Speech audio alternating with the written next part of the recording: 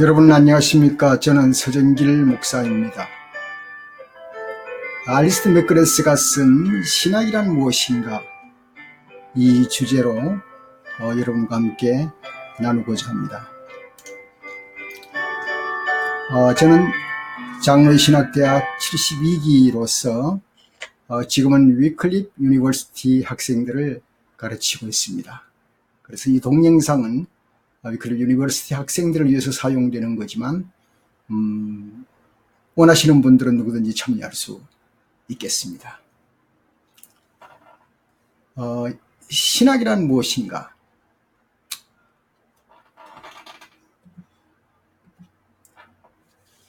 이 문제에서 제3부의 기독교 신학이 있습니다.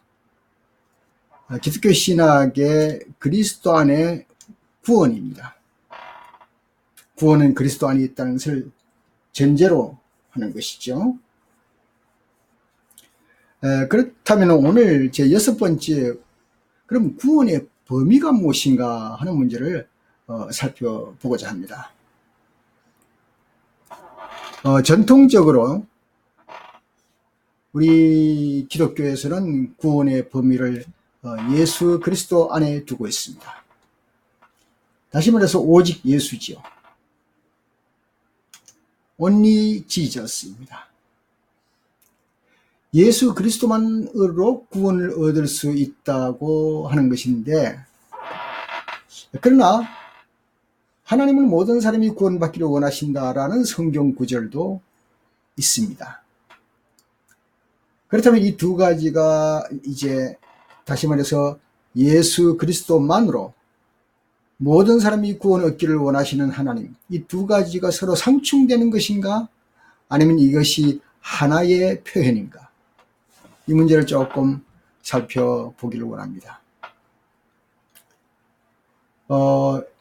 여기에 주제가 구원의 범위라고 그럴 때에 결국 이 세상 모든 사람이 구원을 얻게 된다는 말인가?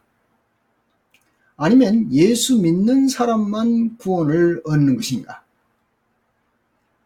이것을 한 걸음 더 나아가서는 구원이 기독교가 아닌 타 종교에도 해당된다는 문제까지 이제 번지게 됩니다.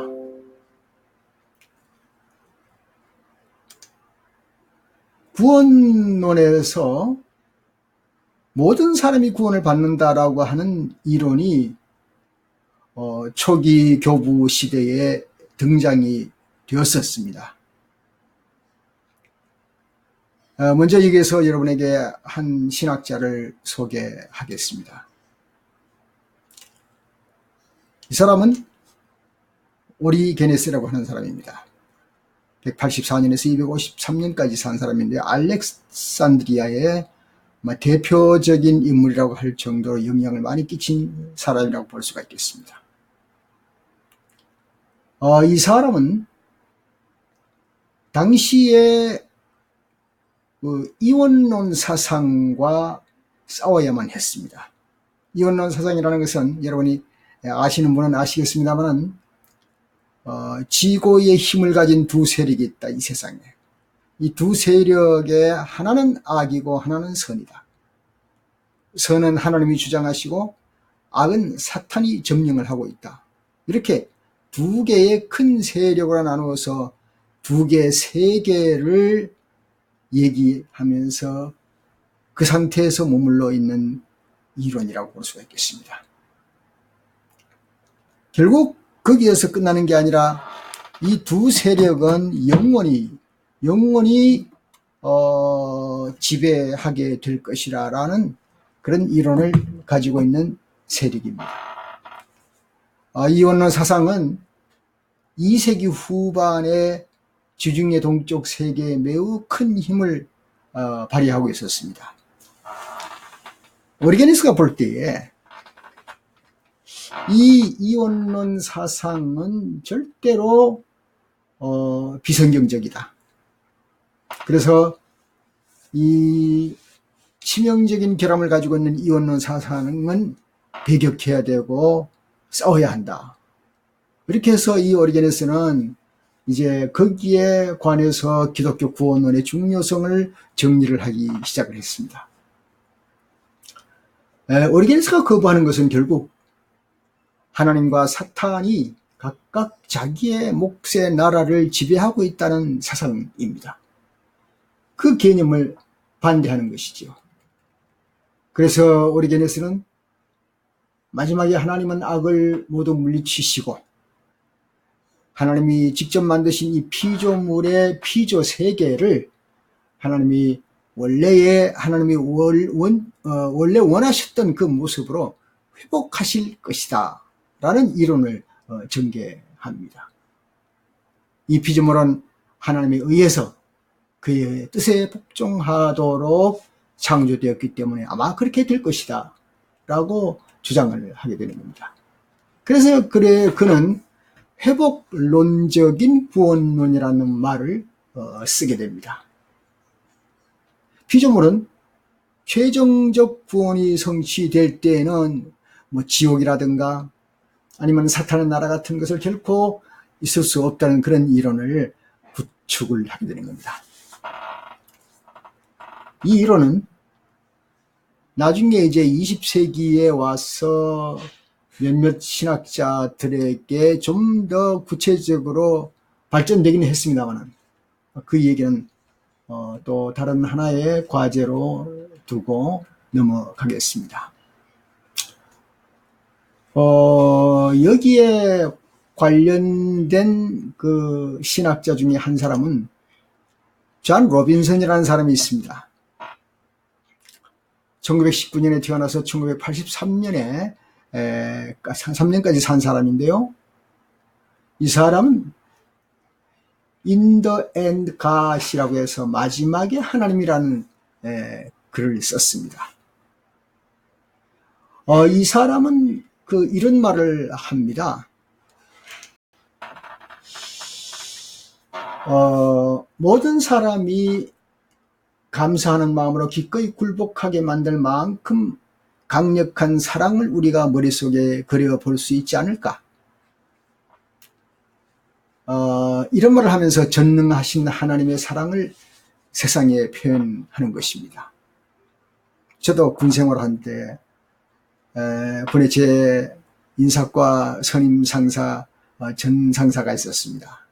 전 상사께서 나보고 하는 얘기가 서병장 열심히 교회 다니는데 하나님이 나같이 말 안 듣는 사람을 좀 말 듣게 강제로 끌어다가 교회 앉힐 수 없을까?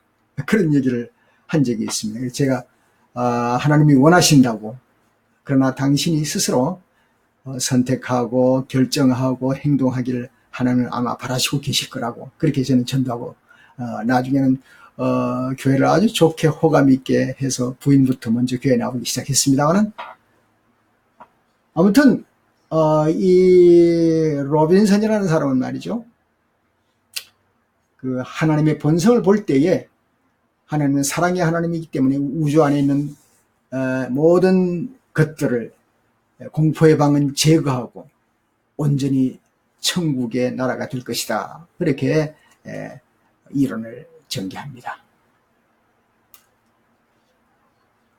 그러나 두 번째가 있습니다. 조금 전에 말씀드린 것은 이 세상 모든 사람이 결국은 구원에 이르를 것이다 라는 것이고요. 두 번째는 그게 아니다. 어떤 한정된 구원을 표현하는 것입니다. 오직 신자들만 구원받는다는 사실입니다. 오직 신자들만 구원받는다. 이것은 초기 교회에 가장 영향력을 지닌 이론이고, 지금까지 우리 개신교 안에서는 이 이론을 중심해서 복음이 선포되고 있습니다. 또 이것이 전통적으로 오래 이어왔었습니다. 역시 여기에도 한 신학자를 소개하겠는데요. 이 신학자는 여러분과 저가 너무 많이 알고 있는 신학자입니다. 바로 아우구스티누스라고 하는 신학자입니다. 히포의 아우구스티누스, 옛날에는 어거스틴이라고 표현을 했죠. 이 사람은 354년에서 430년까지 산 사람인데요. 이분 오직 신자들만 구원을 받는다라는 명제를 내걸었습니다. 이것은 초기 교회부터 영향력을 끼치고 지금까지 우리 기독교 안에 중심, 복음의 중심이 되고 있는 명제입니다. 역시 여기에도 결국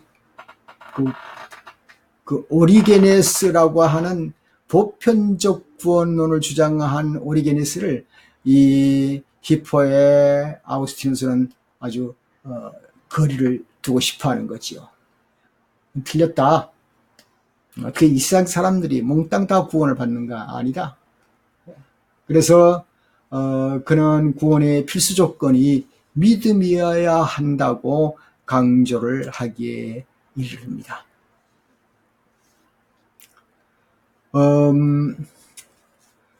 요한복음 6장 51절에 보면은 나는 하늘에서 내려온 살아있는 떡이니 사람이 이 떡을 먹으면 영생하리라. 내가 줄 떡은 곧 세상의 생명을 위한 내 살이니라 라는 말씀이 있습니다. 나는 하늘에서 내려온 살아있는 떡이라. 사람들이 이 떡을 먹어야 영생하겠다고 하는 것은 예수 그리스도가 아니고는 구원받을 수 없다는 명제를 말하는 겁니다. 중세 많은 사상가들이 이 견해를 지지했습니다. 토마스 아퀴나스는 믿음의 행위가 구원에 이르는 필수 조건이라고 말을 합니다.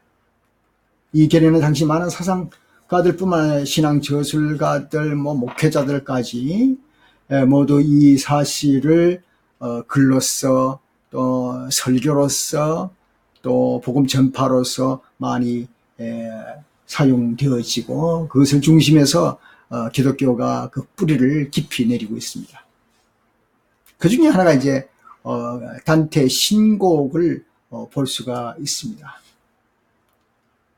종교개혁 시대에 그리스도인만 구원받는다는 사실을 옹호한 사람은 장 칼뱅이라는 사람이 있습니다. 장로교의 창시자가 되겠죠. 그는 그 동료 개혁자인 주빙글리와 좀 다릅니다. 주빙글리는 사실 조금 문을 열어놓고 구원에 이르는 문이 여러 단계가 있을 수가 있다. 이교도들도 신실한 사람은 구원을 받을 수 있다. 그렇게 이제 좀 열린 그런 복음을 이제 말했는데요. 깔뱅은 전혀 그렇지 않습니다. 깔뱅은 그것은 옳지 않다. 성경 전반적으로 다 봐도 예수 그리스도라야 구원을 얻을 수 있다고 성경이 말씀하시는데 우리가 성경을 가르치면서 그렇게 유일한 예수 그리스도를 말하지 않고 다른 말을 한다는 것은 이것은 틀린 것이다 라고 지적을 하고 있습니다. 그렇다면은 디모데후서 2장 4절과 5절에서 나온 하나님은 모든 사람이 구원을 받으며 진리를 아는 데 이르기를 원하시느니라. 이것을 이렇게 어떻게 해석을 해야 하는가 하는 그런 문제가 나오게 있습니다. 아우구스티누스와 칼뱅은 이 본문을 사회학적 해석을 도입을 합니다. 하나님은 모든 사람을 구원하기를 원하신다라고 하는 것은 이 세상 사람 몽땅을 얘기하는 것은 아니다. 어차피 구원받지 못하고 죽은 사람이 많으니까 몽땅이 아니고 구원에 대한 구원받을 수 있는 사람의 조건을 말하는 겁니다. 근데 지역이 어디든지 아프리카든지 미국이든지 동양이든 서양이든 또 남자든 여자든 얼굴이 검든 희든 또 우리처럼 중간이든 또 경제적으로 어려운 사람이든지 경제적으로 수준이 높은 사람이든지 모든 사람들은 다 복음을 받을 수 있다는 그런 뜻이 된다고 설명을 하는 것입니다. 그래서 이 세상 사람 모두를 구원한다는 뜻이 아니라 이 세상 사람을 구별하지 않고 구원에 이를 수 있다는 그러한 표현이 되겠습니다. 그렇다면 이제 새삼스러운 질문이 하나 나올 수가 있습니다. 그것은 구원을 위해서 철저히 기독교적이어야 하는가 하는 그런 문제가 되겠습니다. 예, 존 웨슬리는 말하기를 기독교적인 구원의 이점은 있다. 그것은 첫째, 하나님이 베푸는 완전한 유익을 얻게 된다. 기독교적인 구원을 가지게 되면은 하나님의 그 구원받아서 천국을 들어간다는 그 사실 이외에도 이 땅에 사는 동안에 하나님의 은혜를 접할 수가 있다 하는 것이고요. 두 번째는 그리스도를 통해서 구원을 받은 것은 성령을 통한 보증을 얻을 수가 있다. 그렇게 표현을 해서 이 두 번째 예수 그리스도 신자만이 구원 얻을 수 있다고 하는 그 원리에 많은 이제 개신교가 뿌리를 두고 있다는 것을 말씀드린 것입니다. 세 번째는 조금 더 좁히는 모습을 볼 수가 있습니다. 이것은 특별한 구석인데요. 선택받은 사람들만 구원을 받는다. 예, 칼빈 신학을 공부해 보면은 아마 이 부분이 상당히 중요하게 드러나고 있습니다. 오직 하나님의 선택받은 사람들이 이 땅에 사는데 그들이 구원을 받는다. 그런 이야기가 되겠습니다. 이 내용을 조금 더 좁혀 본다면 다음 같은 이론이 되겠습니다. 특별한 구속이 있다. 한정된 구속이다. 개혁주의에서 상당히 주장을 합니다만 조금 전에 말씀드린 대로 예정론의 근거를 두고 있습니다. 9세기 인물인 오르바이스 고데스칼크라고 하는 사람이 있는데 이는 이 논제를 이렇게 펼치고 있습니다.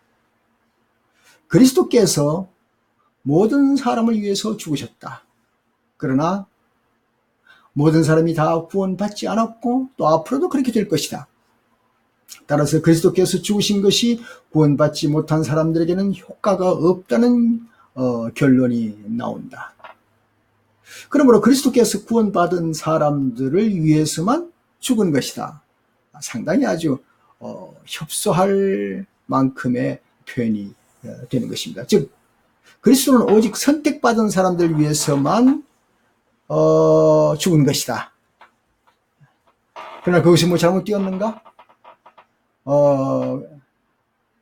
모든 사람을 구속하기에 충분한 능력이 있지만 그러나 그 능력을 가지고 하나님의 선택받은 사람들에게 완전하게 효과를 발휘할 수가 있기 때문에 능력은 모든 사람에게 있지만 실제 적용은 믿는 사람에게 있는 것이다. 예정된 사람들에게 있는 것이다. 이렇게 표현을 한 것입니다.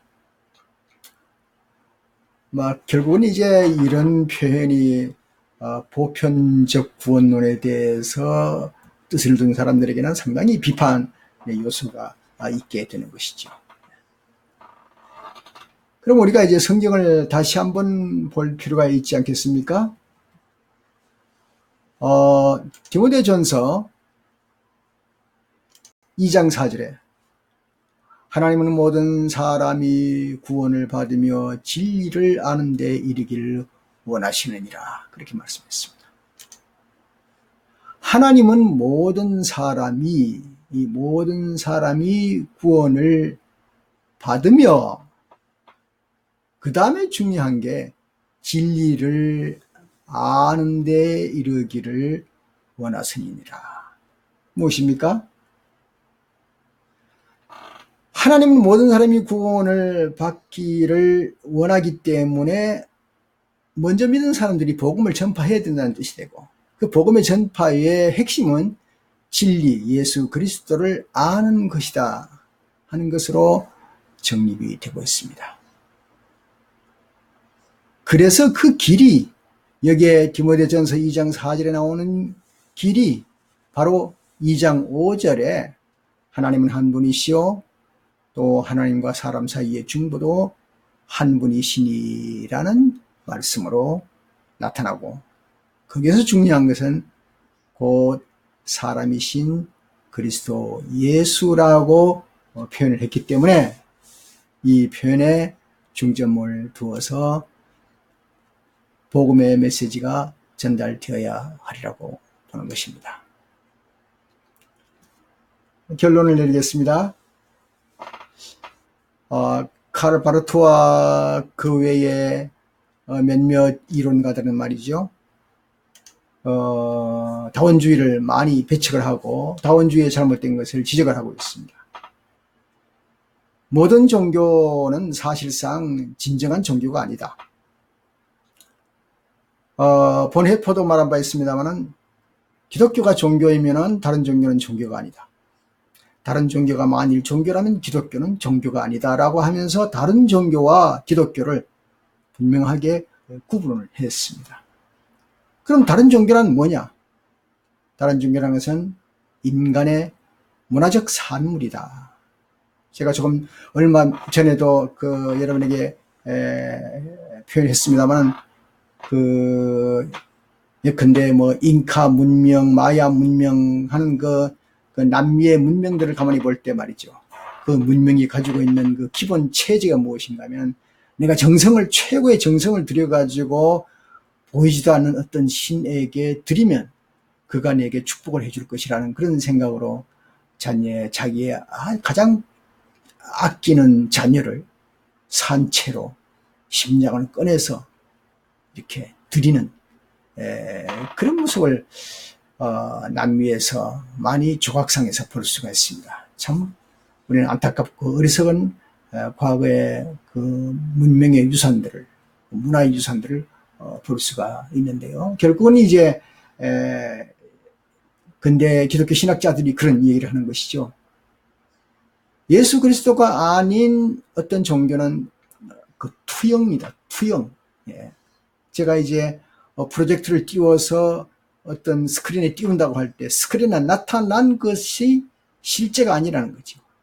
우리 사람들이 내 마음속에 있는 것을 투영해서 어떤 신이라는 존재를 만들어서 거기에 절하고 거기에 복을 빌고 하는 그런 모습이다. 그러므로 인간이 잘못된 문명이나 문화 속에서 하나의 허상적인 신을 만들고 있다. 그래서 오직 예수 그리스도 안에 있는 계시만이 참 계시이고, 복음과 종교는 근본적으로 다르므로 종교적인 것이 아니라 복음적으로 살아야 된다 하는 그런 말씀이 되겠습니다. 오늘은 신학이란 무엇인가에서 제 43강을 여러분에게 전했습니다. 감사합니다. 다음 44강에서 여러분을 뵙겠습니다. 안녕히 계세요.